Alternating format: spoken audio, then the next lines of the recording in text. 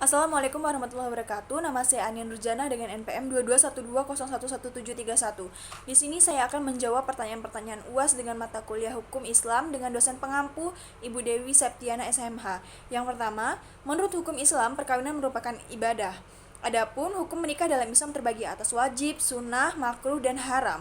Wajib yaitu bagi orang yang takut akan terjerumus dalam jinah apabila ia tidak menikah, dan apabila seseorang dari segi persyaratan jasmani dan rohaninya telah mencukupi dan dari sudut jasmani sudah sangat mendesak untuk menikah. Kemudian sunnah, hukum menikah menjadi sunnah yaitu ketika seseorang memiliki syahwat yang tinggi dan ia tidak takut terjerumus ke dalam perbuatan zina. Jadi ketika seseorang dari segi jasmaninya telah wajar dan cenderung untuk menikah serta biaya hidup telah ada, maka sunnah baginya untuk melakukan pernikahan. Dan kalau dia menikah, maka dia akan mendapatkan pahala. Namun, apabila dia tidak mau atau belum mau menikah, maka dia tidak akan mendapatkan dosa. Makruh adalah ketika seseorang yang tidak mampu, misalnya dialami oleh laki-laki yang impoten atau ia telah berusia lanjut, karena hal ini bisa menghalangi tujuan utama untuk meneruskan keturunan bagi wanita yang dinikahinya serta mengecewakannya.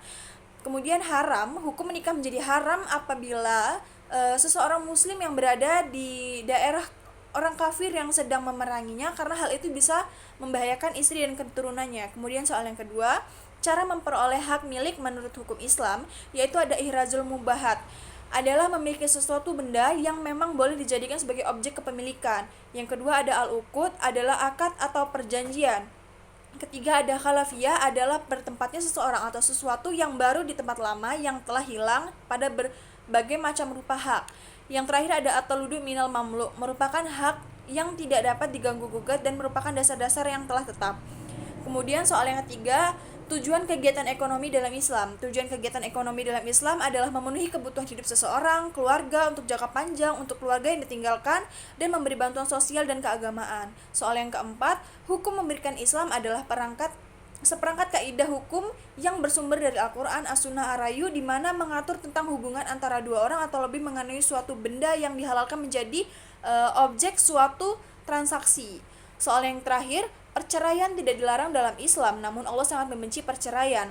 Bercerai merupakan jalan terakhir ketika terjadi permasalahan dalam sebuah rumah tangga dan sudah melakukan semua cara untuk mempertahankan rumah tangga tersebut.